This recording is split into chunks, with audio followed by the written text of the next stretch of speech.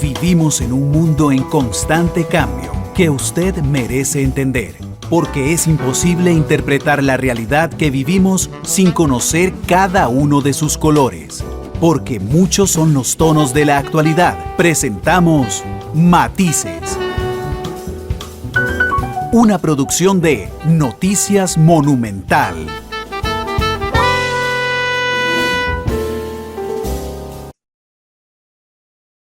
Hola, ¿qué tal? Muy buenas tardes, bienvenidos a Matices, muchas gracias por estar con nosotros. Yo soy Randall Rivera, muchas gracias por acompañarnos. Doña Francia Linares es la directora ejecutiva de la fundación, es fundación, ¿verdad, doña Francia? Asociación. Asociación, gracias. Yo sabía que lo estaba diciendo mal. De la Asociación Banco de Alimentos, que nos acompaña hoy, celebra 10 años este año. Y bueno, yo quiero saber qué hacen y conocer a doña Francia. Doña Francia, que ya había estado en Matices, creo, alguna vez. En realidad no. No, fue alguien más del banco. Pues no fue usted. Así que mucho gusto. Doña Francia, ¿cómo le va? Bienvenida. Muchas gracias, Randall. De verdad, buenas tardes a usted y a todos los que nos escuchan y gracias por la oportunidad de contarles un poco de lo que hacemos. Muchas gracias. Cuénteme primero qué es la Asociación Banco de Alimentos. Nosotros somos efectivamente una asociación que se crea hace 10 años. El Banco de Alimentos es la unión que surge entre las empresas privadas y las organizaciones sociales que ocupan ayuda, específicamente alimentos. Así surge gracias a la iniciativa de 10 empresas que no solamente tenían dentro de su esquema la parte de solidaridad, sino también de responsabilidad social y de compromiso con el país, y crean este capital para crear esta asociación. Ok, pero ¿en qué digo, tal vez yo sea un poco chepo, pero ¿en qué se inspiran, doña Francia? O sea, ¿cuál es ese germen que las hace preocuparse? Bueno, pues básicamente el hambre, ¿verdad? Costa Rica, si bien es cierto, no se puede comparar con otros países, pero tiene un 23% de la población considerada en la línea de pobreza y un 7% de la población que está en pobreza extrema. Eso significa que hay casi 400,000 personas que hoy no tienen alimentos todos los días. Entonces, eso es lo que los mueve a crear esta organización. Los bancos de alimentos surgen en los años 60 en Estados Unidos y hay más de 1,500 bancos de alimentos a nivel mundial. Son organizaciones que tienen un esquema muy similar de trabajo, pero que son independientes.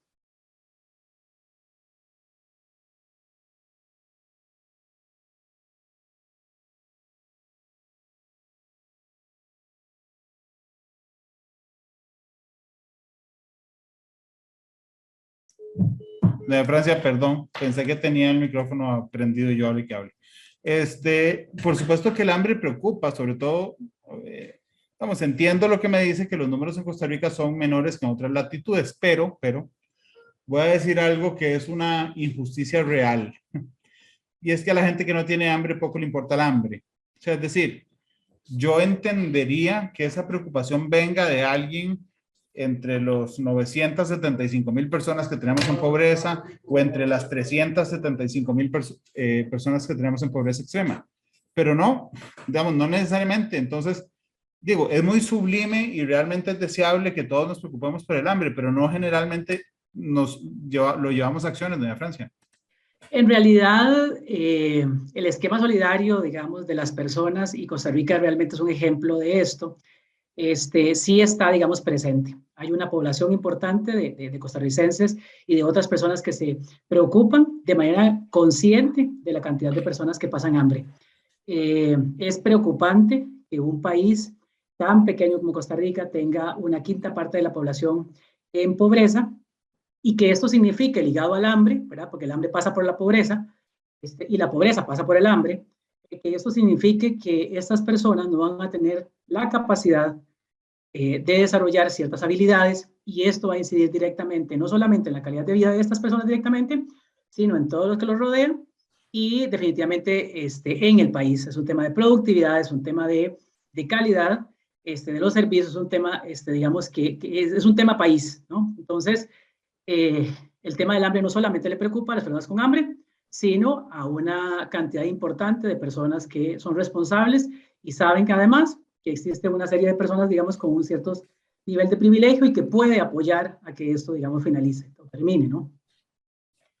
¿Y quién es Francia Linares? ¿Por qué está en esto? Bueno, yo soy ingeniero industrial, tengo una maestría pues en finanzas y Entonces siempre había ahora le trabajado. pregunto a las tres, ¿quién es Francia Linares? ¿Por qué está en esto y por qué una ingeniera industrial está metida en esto? Bueno, porque vamos a ver, por cosas de la vida, pues conozco personas que están ligadas a esta organización y me hacen un ofrecimiento de la dirección hace un poquito más de 5 años. Y bueno, yo creo que definitivamente pues, el área, digamos, profesional, pues me ha ayudado a apoyar en el tema de definición de procesos, de transparencia, de rendición de cuentas y una serie de aspectos que personalmente y profesionalmente estoy muy orgullosa que trabajamos en el banco. Y eso nos hace una organización modelo. En realidad tenemos bastantes personas que a nivel internacional nos reconocen así. Y bueno, que tenemos muchas oportunidades, tenemos que seguir creciendo. Cuénteme un poco, si me lo permite, a nivel institucional. ¿Okay? ¿Cómo están organizados? ¿Cuál es la estructura? ¿Quiénes?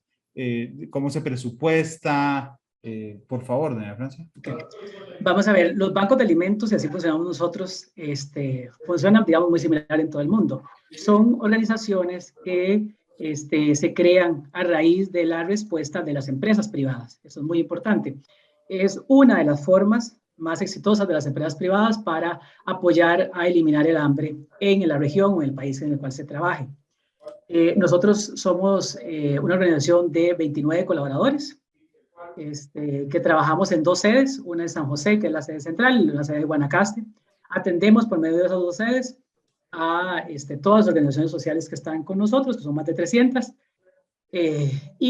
Dentro de este esquema de negocio, digamos, nosotros recibimos donaciones de alimentos y productos de primera necesidad, como son papel higiénico, toallas sanitarias, ese tipo de productos, y los clasificamos, los ordenamos y los distribuimos en más de 300 ONGs que están inscritas con nosotros y que atienden población vulnerable o en pobreza y pobreza extrema en todo el país. Hay gente que dice, bueno, es que nadie ayuda de gratis y entonces puede ser que alguien obtenga un beneficio, las empresas obtengan un beneficio de esto. Y me adelanto una cosa, yo no le veo ningún problema. O sea, si yo puedo hacer un incentivo para que la gente pueda ayudar más, yo no le veo ningún problema si estoy enfocado al objetivo, pero cuénteme usted cómo lo ve. Es que en realidad no es de gratis, ¿verdad? Y cuando digo no es de gratis es porque las personas y las empresas involucradas en un esquema de este tipo realmente tienen muchos beneficios. Y el primero es el, digamos, beneficio personal de estar convencidos de estar apoyando una causa real, de un problema real a nivel nacional y mundial. Y lo segundo es que está comprobado que las personas que están involucradas en este tipo de organizaciones o en este tipo de engranajes tienden a tener una condición mejor, a estar más contentas y a ser más productivas. Es decir, hay una serie de aspectos, de beneficios, vamos a decir intangibles, que tienen las personas y a nivel de empresa, pues hay todo un tema dentro de su esquema de sostenibilidad o responsabilidad social que tenga la empresa, pues eso hace que la empresa pues esté más consciente de su entorno y que todos sus colaboradores también estén más conscientes. Entonces sí hay un beneficio que obviamente no es monetario. Sí, por supuesto, pero bueno, que al final no solo lo monetario importa. Hablemos de los datos de Costa Rica. Yo los adelantaba hace un rato. Cuando uno lo habla en datos, es complicado ponerle rostro. Hablemos de la pobreza primero. No entremos aún, por favor, a la pobreza extrema. A casi 1 millón de personas que sí, están en realidad pobreza. Es un poco más, Randall, disculpa que te interrumpa, Por es favor, un poco más, favor. ¿verdad? Los datos oficiales están reflejados en la encuesta nacional de hogares, ¿verdad? Que se publica anualmente con el INEC y de hecho son los insumos que muchísimas organizaciones pues tienen para definir política, ¿no? Estamos hablando de más de 1 millón de personas, casi 1.300.000 están en pobreza. un crecimiento sostenido en cantidad de personas. Creo que a veces se tiende digamos, a confundir y se dice, sí, la pobreza ha estado en los niveles de los 20% desde hace muchos años. Sí, pero a nivel de términos absolutos, es un incremento importante. Cada año hay más personas en pobreza. Pobreza extrema, y es un concepto que lastimosamente tenemos que hablar constantemente, es esta condición de los hogares o las personas que dentro de su ingreso mensual no pueden siquiera tener acceso a comprar la totalidad de la canasta básica alimentaria. Estas personas definitivamente no tienen comidas, digamos, las 3 comidas que se esperan al día, y tienen una serie de aspectos, ¿verdad?, que hacen que esa pobreza, pues, siga, digamos, creciendo. Estamos hablando de casi 380,000 personas. Y bueno, estamos en esto, convencidos de que este tipo de engranaje privado, con nosotros como aliados, con las organizaciones sociales, y ahí quiero meterme en el tema de cuáles son nuestros brazos ejecutores. El banco tiene un proceso en el cual inscribe a las ONGs que cumplen ciertos requisitos y que tienen la capacidad de manera transparente, entregar estas donaciones directamente a la población vulnerable que atienden. Entonces, este es como les decía, un esquema, un engranaje ganador y responsable en las empresas, digamos, a nivel mundial, y en Costa Rica, pues, en las empresas privadas no es la excepción. Doña Francia, digamos, discúlpeme si la pregunta le parecerá muy básica, sobre todo a una persona que trabaja directamente con eso. Pero ¿qué genera el hambre? O sea, es decir, lamentablemente, bueno, por dicha, la mayoría de costarricenses solo conocemos el hambre porque nos atrasamos en la hora de comer. Pero digamos, cuando el hambre es estructuralmente parte de mi vida, ¿qué me genera? ¿Qué problemas trae? El hambre está comprobado por varios estudios que ha hecho la FAO y otras organizaciones, afecta directamente la salud de las personas, afecta la posibilidad de asimilar conocimientos. Por lo tanto, no podemos esperar que un niño, una niña, un adolescente aprendan lo mismo, produzcan lo mismo, comprendan lo mismo cuando tienen hambre, ¿verdad? Está también comprobado que el desarrollo social y físico de las personas que han pasado hambre en los primeros años de su vida, sobre todo, no desarrollan una serie de habilidades que no les permite lastimosamente llegar a, vamos a decir, esquemas de educación como colegio o universidad. El hambre, como digamos, este tipo de situaciones, digamos, provocan, impacta entonces directamente en toda la sociedad. Sí, impactan en toda la sociedad, pero no sé, es que estaba recordando, digamos, el año pasado hice algunas investigaciones relacionadas con cómo los países habían logrado salir o de un bache de pobreza, bueno, de un bache de pobreza particularmente, o de un bache educativo. Y resulta que me encontré como 2 denominadores comunes. Uno de esos era que se fijaban mucho en la primera infancia, ¿verdad? Que nosotros tenemos absolutamente abandonada. Y cuando le digo abandonada, estoy hablando también en términos educativos. Es decir, nuestro desarrollo más pobre es de 1 a 5 años o a 4 años. ¿Okay? Entonces, esas poblaciones, Japón, por ejemplo, es una de esas, se fijó directamente en esa población de 1 a 4 y garantizaba una situación particular, la alimentación.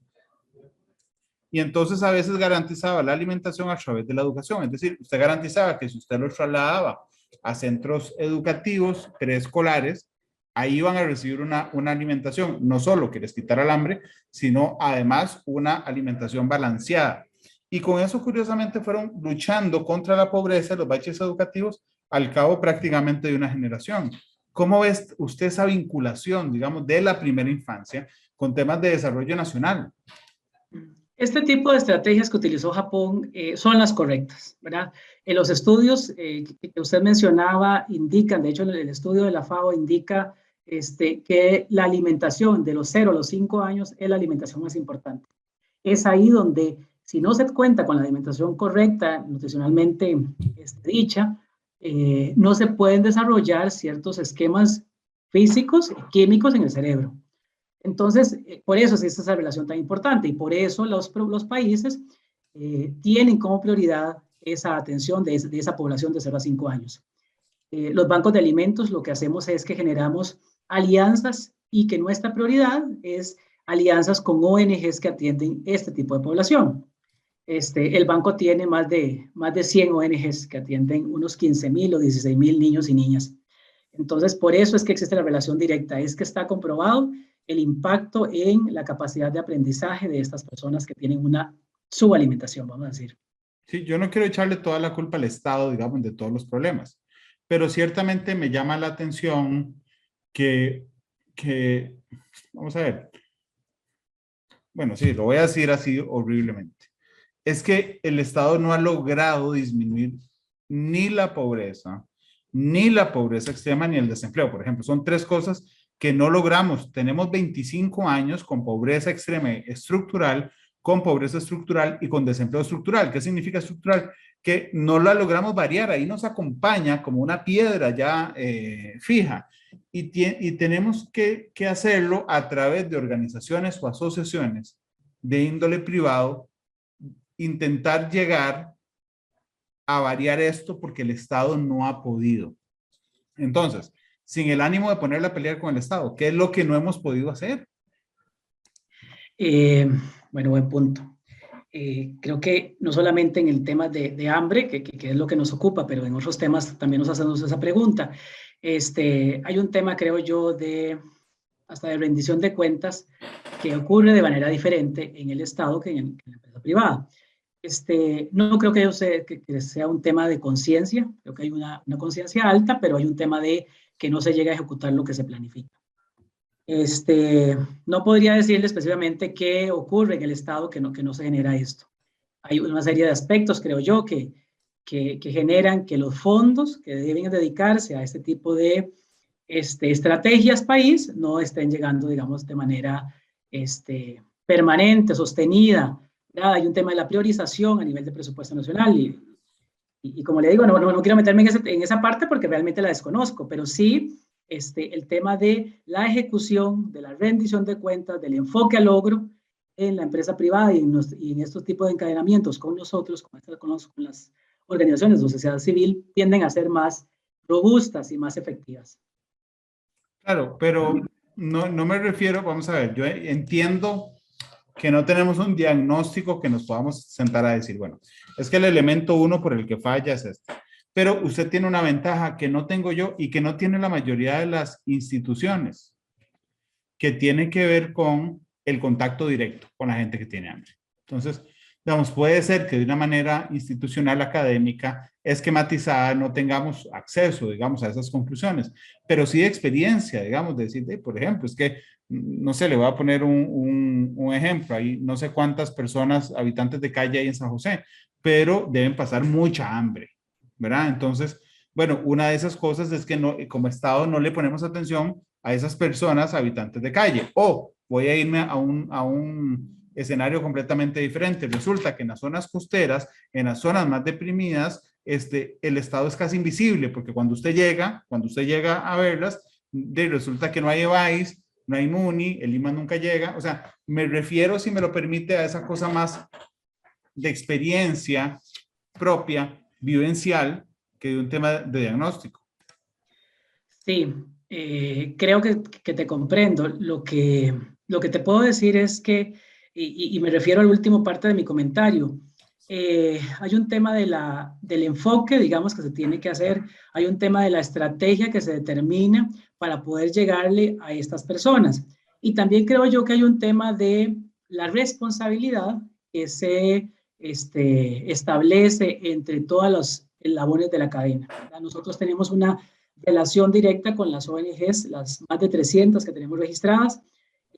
Hay una supervisión de manera constante con ellas, hay un acompañamiento también para identificar que se ejecute lo que se haya planeado, que se entregue alimento, que se cocine, que que realmente nos enfoquemos en el punto de eliminar el hambre en Costa Rica. Y eso es lo que nos ha generado el éxito, digamos, que el banco ha tenido hasta el momento. Entonces, ¿verdad? Creo que me quedo corta, Randall, lastimosamente no sé si no te comprendo, pero en esa parte de la pregunta. Sí, entiendo justamente, perdón, Francia, entiendo justamente ese tema y realmente me parece muy importante que las personas se preocupen por esas situaciones.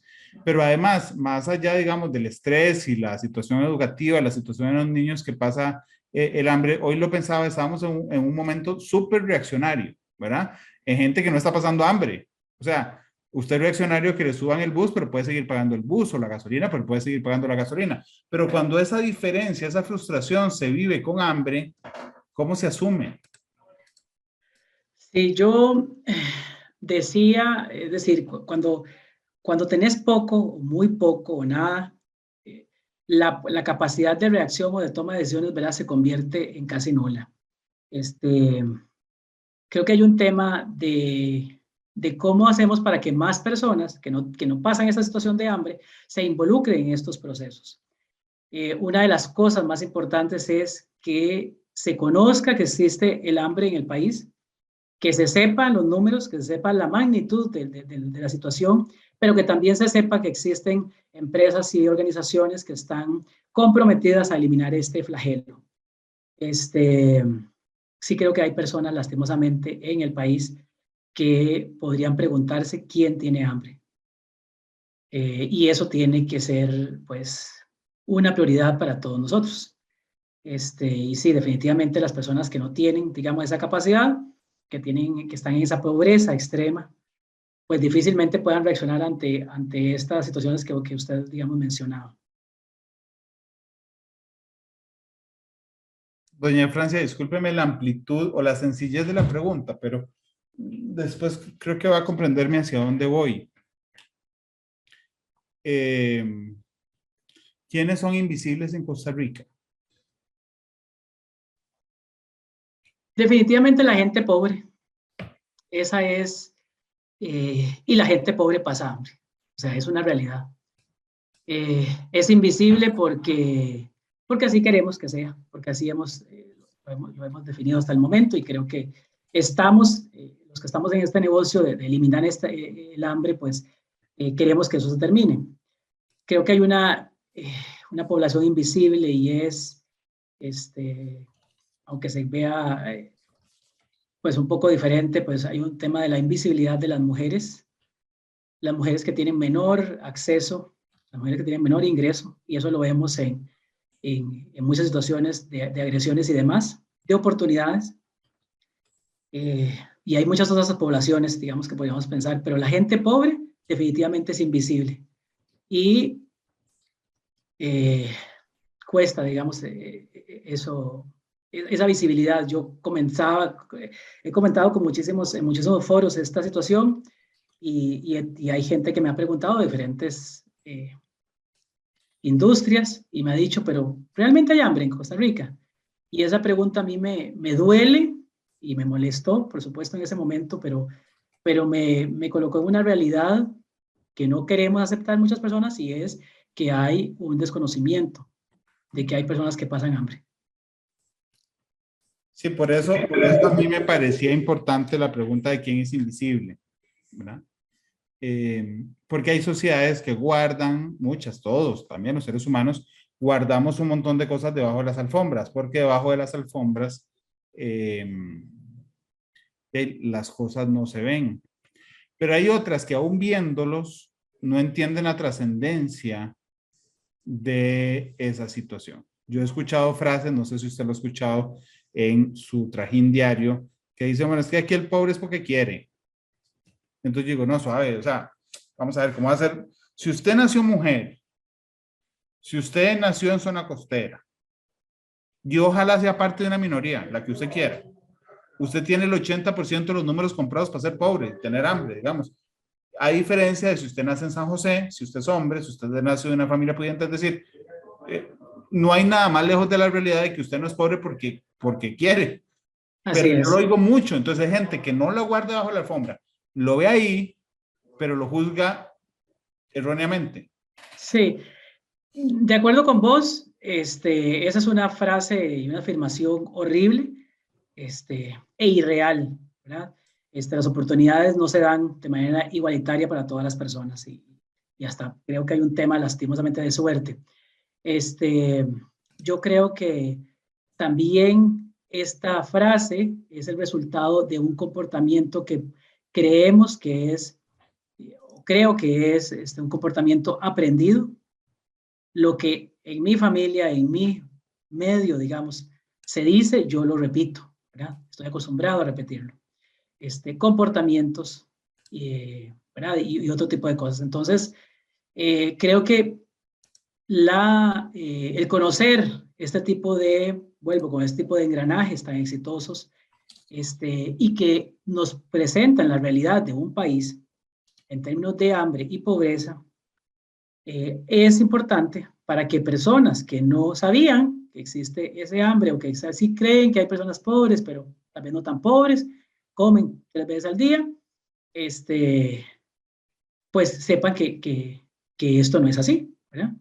Y que no podemos pretender cambiar ciertas situaciones, país, si no atendemos la base, que es el hambre, ¿verdad? Y el resto que está ligado a ella. Sí, a mí me molesta mucho y quisiera saber su opinión, respetando mucho su trabajo, porque en otros países, y aquí también, pero digamos en otros países principalmente, esa pobreza y el hambre se vuelven dos cosas. Primero, se vuelven una situación permanente que le sirve a un grupo. Es decir, si yo soy un político, por ejemplo, que siempre está señalando que voy a luchar contra el hambre, el día que el hambre se acabe, pues termina mi leitmotiv político. Es decir, a mí me sirve que haya pobreza y que haya hambre porque es mi enemigo permanente sobre el cual yo genero mi propuesta. Esa es una parte que es muy triste y muy manipuladora. Y hay otros que aprovechándose de esas cosas que son muy sensibles en el ser humano, los tratan como un botín político. Y puede ser presidencial, pero también puede ser de diputados, también puede ser de alcaldes, también puede ser el narcotráfico que los usa como botín. Es decir, hay muchos factores de poder o grupos de poder que utilizan a los pobres y a las personas que tienen hambre como botín. ¿Qué piensa de eso, doña Francia? Vamos a ver, en nuestra realidad creo que eso es cierto, ¿verdad? Lo que pasa es que si nos vamos a ver la parte de, vamos a decir, de campaña, ¿verdad? Sobre qué quiero convencer, pues el tema del hambre pasa porque la mayoría de las personas pues sabe que existe y está de acuerdo en que hay que erradicarla. Entonces, por supuesto que va a ser uno de los ejes, digamos, de las campañas. Y creo que las estructuras de partidos políticos también lo creen fielmente de que es importante. El tema es ya en la realidad y en la ejecución. Eso no se va a terminar hasta que realmente se implementen de parte, no solamente del Estado, sino también de las empresas privadas como activos, como participantes activos en la sociedad, este tipo de programas para erradicar este flagelo. Entonces, mi respuesta es sí, se da, creo que se da, y se va a seguir dando, digamos, este foco de atención de la política, porque realmente es importante, y se va a seguir utilizando como medio de convencimiento para las personas, porque también es importante, hasta que no atendamos realmente la raíz. Claro que la raíz además, y aquí vamos a otro problema enorme que tiene nuestro país, lamentablemente, pero es la desigualdad. Mientras el resto de América caminaba entre el año 2010 y 2015 hacia tener sociedades más igualitarias, Costa Rica caminaba en contravía. O sea, y Costa Rica tenía la ventaja en la segunda mitad del siglo anterior de que efectivamente había una amplísima clase media. Es decir, había unos pobres ciertamente, había unos ricos ciertamente, pero eran grupos pequeños que se veían, digamos, minimizados ante la enorme clase media que teníamos. Conforme fue entrando el siglo XXI y particularmente 2010 a 2015, los extremos fueron haciéndose más gruesos y desapareciendo la clase media. Y bendito Dios, si usted era uno de los que estaba en el grupo más rico, pero digo, se lo llevó la trampa si usted estaba en uno de los grupos más pobres. Y eso ha costado muchísimo revertirlo. Y cuando veníamos intentando revertirlo, disminuyendo una cosa que se llama el índice de Gini o el coeficiente de Gini, vino la pandemia y nos frenó esa lucha por la desigualdad e incluso la echó para atrás. Y se lo digo porque yo supongo que en lo que usted trabaja, doña Francia, da mucha cólera ver el desperdicio, ver la cantidad de recursos alimentarios y no alimentarios que maneja un grupo de la ciudadanía o de los seres humanos, si lo vemos como en el mundo, y otro más que pasa, digo, que necesita esos otros recursos, doña Francia. Sí, Randall, vamos a ver, hay varios temas, digamos, varias cosas. Sí, efectivamente, no solamente da cólera, sino que es muy doloroso ver la realidad de las diferencias que existen. Hay un tema ligado a la inversión que se hace en temas de educación y en temas de hambre en un país. Y creo que esta ampliación de los que tienen mucho y los que tienen poco y la reducción de la clase media que usted mencionaba, pasa también por temas de corrupción que está ligado y que afecta directamente a todos los países o a todo el país, digamos, en todos los sectores. Cuando nos damos cuenta de que hay una persona o una empresa, digamos, que desconoce del esquema de rescate de alimentos u otros productos que hace el Banco de Alimentos, pues sí nos da mucho dolor y intentamos contactarla inmediatamente. En las empresas, en muchas empresas, es muy normal, lastimosamente, hacer un uso inadecuado, digamos, de los productos que no se pueden vender, ¿verdad? Entonces, cambiamos de empaque porque cambiamos, digamos, la estrategia de mercadeo y todo lo que estaba antes con el empaque lo botamos. Y erróneamente se piensa que lo botamos, pero claro, yo voy a un relleno, cumplo todo lo de seguridad, pero estoy botando alimentos buenos o estoy botando otros productos que pueden ser utilizados por otras personas. Entonces, el que las empresas conozcan la estrategia de negocio que tiene el Banco de Alimentos, esta estructura de trabajo con las empresas privadas, hace que las empresas pues replanteen todo ese proceso de los productos, pero sobre todo los alimentos que no se pueden, digamos, vender. Sí. Doña Francia, permítame hacer una pausa comercial, es la única que hacemos hoy en Matices. Yo le cuento que yo siempre le pido al invitado o invitada que escoja una canción de cierre. Entonces, regresamos con 20 minutos más de programa, pero para que vaya pensando justamente la canción. Permítame ir a la pausa y regresamos con más.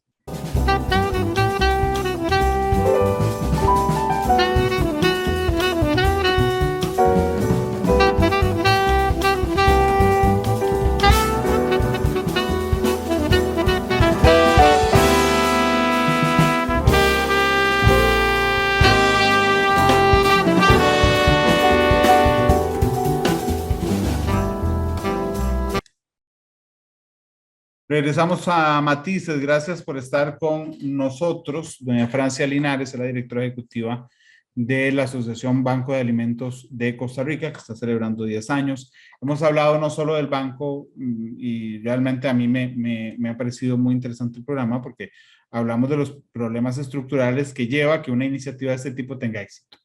Entonces, hemos hablado al puro inicio hablamos del banco, hablamos de pobreza, de desigualdad, de los botines políticos en los que se convierte la gente, desde la experiencia justamente de doña Francia. Pero yo quisiera que por favor pudiéramos entrar otra vez de nuevo en el tema del banco de alimentos. Entonces, con toda confianza, no es un programa comercial, pero además este espacio no es comercial. Doña Francia, ¿me puede contar cuáles son las 10 empresas que son parte del Banco de Alimentos, doña Francia? Claro, en realidad no son 10 empresas, son más de 180 empresas aliadas. Fueron 10 empresas fundadoras que Ah, ok, continúan ok. No, apoyando. entonces no me cuente las 180, yo guardo, pues se nos van las... Sí. Pero Las 10 cuénteme quiénes son empresas, las fundadoras. sí, las 10 empresas fundadoras que les mencionaba fueron Walmart, AED, la Alianza Empresarial para el Desarrollo, DIPO, Unilever, Punto Rojo, Demasa, Grupo Mutual, Porter Novelli, y déjeme ver que no se me escape ninguna, y la Florida, en ese momento la distribuidora Florida Bebidas. Estas 10 empresas fueron las fundadoras y continúan siendo aliadas del banco. Bueno, continúan hoy, lo que significa que es exitoso para ellas. Sí, realmente el banco como estructura y en apoyo inclusive de las empresas que además conforman la junta directiva, consideramos que ha tomado pues, muy buenas decisiones fortaleciendo los esquemas, como les decía, de transparencia, de rendición de cuentas y de enfoque al logro. Y eso ha hecho que la relación con las empresas privadas pues sea un ganar-ganar. Como les decía, existe el esquema de responsabilidad y de conciencia social y ven en el banco un aliado. Nos depositan la confianza de que los productos que nos van a ser vendidos por diferentes motivos, pero que están aptos para el consumo humano, pues se puedan aprovechar y aprovecharse por personas que lo necesitan, que están en pobreza o pobreza extrema. ¿Me puede contar un poco la dinámica en lo sencillo? O sea, es decir, la dinámica me refiero a, les avisan, se comprometen a un monto mensual, ¿cómo se hace? En realidad no, la relación existe, es decir, se crea desde que ya sea que el banco busque la oportunidad con la empresa o que la empresa se refiere al banco y se empieza digamos, a conversar y acordar términos de donaciones. No hay una cuota, ni mínima ni máxima, lo que la empresa pueda. Hay diferentes formas de apoyar, ¿verdad? También, pero específicamente en la parte de alimentos y otros productos, el proceso es bastante sencillo. Una vez que se ha definido la donación por parte de la empresa, en conjunto con nosotros, nuestros camiones recolectores, tenemos 8 camiones recolectores que andan por todo el país, van hasta la empresa, retiran la donación, hay todo un proceso de documentación, se dejan varios documentos en la empresa, el banco tiene además la aprobación por parte del Ministerio de Hacienda de recibir donaciones deducibles de la renta, y esa donación se trae a las sedes del banco. En las sedes se hace la clasificación entre alimentos y no alimentos, se hace una clasificación por tipo de producto, tenemos un sistema en sitio web que además ha sido bastante trabajado por nosotros, en el cual se ingresan todos los inventarios de los artículos que nos donan, todos los alimentos y los otros productos, y las ONGs, las más de 300 que están ligadas al banco, tienen un usuario y una contraseña única. Y cada una de ellos puede entrar de manera virtual, ver el inventario y realizar el pedido que considera que requiere para ese mes, una vez al mes. Se hace una revisión, una verificación de los tipos de producto y de las cantidades que cada organización solicitó para garantizar que realmente sean los productos y los alimentos que ocupan. Y finalmente se hace una calendarización para que las ONGs vayan a retirar la donación en las sedes del banco. Ok. Doña Francia, ¿cómo se hace? Vamos a partir en 2 partes. Las empresas que se suman al esfuerzo y, bueno, en 3 partes. Las empresas que se suman, la administración de la asociación y los beneficiarios de la asociación. Para ser parte de la empresa, para ser parte, perdón, de la asociación desde la empresa que apoya. ¿Cómo se hace? ¿Qué necesito? Y por favor también, ¿qué beneficios tengo? Claro, hay varias formas, digamos, de generar alianzas con el banco. La primera es, obviamente, donando productos, ¿verdad? Alimentos o productos de primera necesidad que no son alimentos. La segunda es generando donaciones en efectivo que apoyen el pago de los gastos, ¿verdad? Que genera la administración de todo este proceso. También hay una forma de vincularse con el banco por medio de las empresas, que es el voluntariado. Todas estas donaciones, y ahorita hablamos de volúmenes, más de 3 millones de kilogramos al año recibimos nosotros de donaciones. Esto se hace por medio de voluntariado. Y finalmente, también existe una forma de colaborar con el Banco de Alimentos y es a través de conocimiento por parte de las empresas en diferentes temas que apoyen tanto la gestión del banco como la gestión de las ONGs directamente. Entonces, digamos, esa es la parte de las funcionalidades. Uno de los beneficios, primero, es que las empresas pueden desarrollar todo su esquema de sostenibilidad a través del banco, no solamente con las donaciones, sino también con el esquema de voluntariado. Otro de los beneficios es que las donaciones del Banco de Alimentos están exentas de la renta, ¿verdad? Hay todo un proceso contable que las empresas pueden realizar, y básicamente también reciben informes periódicos de nuestra parte de lo que se hizo con la donación. Entonces también hay una transparencia en esos resultados. Esos serían básicamente los beneficios para la empresa. Luego está, digamos, como usted decía, el centro, digamos, que es la organización y lo que le comentaba al inicio, que somos 29 colaboradores, de los cuales tenemos compañeros transportistas, bodegueros, áreas administrativas, talento humano, ¿verdad? La parte de alianzas, la parte, pues, de la relación directa con las ONGs, el Departamento de Gestión Social, y la parte contable. Entonces, hay una estructura, consideramos robusta y con alto conocimiento en el manejo de este tipo de procesos que apoya la gestión del banco. Y la tercera parte, pues, ya es la ejecución con las ONGs. Las ONGs tienen que pasar por un proceso de selección por parte de nosotros, tienen que primero cumplir una serie de requisitos, una vez que son validados y que existe todo un proceso en el banco interno para determinar cuántas organizaciones podemos estar incluyendo, pues se les informa, se les visita, se les capacita y se les da seguimiento, digamos, durante todo el año. Se les da seguimiento durante todo el año, es muy interesante. Y usted lo recalcó, pero quisiera conocer el detalle. ¿Cómo lo fiscalizan? Nosotros, sí, claro. Perdón, Randall, es que te interrumpo. Nosotros hacemos visitas a las ONGs durante todo el año, pasamos visitando a las ONGs de manera, vamos a decir, sorpresiva, ¿verdad? No se les avisa. Y en esas visitas se identifica no solamente que se esté ejecutando correctamente el uso de la donación, tanto a nivel de alimentos como otros productos, sino que también se identifican oportunidades o necesidades que las ONGs tengan y que el banco pueda canalizar a través de apoyo como empresas, ¿verdad? Entonces, esto hace que la organización pues, esté constantemente pues, revisando sus procesos, garantizando que la entrega de los alimentos se va a las personas que realmente lo ocupan y que el uso de los otros productos pues es el correcto. ¿El banco le ha cambiado la vida a alguien, doña Francia? Sí, claro. Gracias, sí. Probablemente no podamos conocer la historia de todas las personas. El apoyo que el banco hace mensualmente llega a casi 40,000 personas todos los meses gracias al apoyo de estas donaciones de las empresas privadas. Y creo que empezamos con cambiar la vida de la gente, digamos, pasa por tener alimento, ¿verdad? Por saber que existe además una estructura que apoya que esas personas tengan alimento.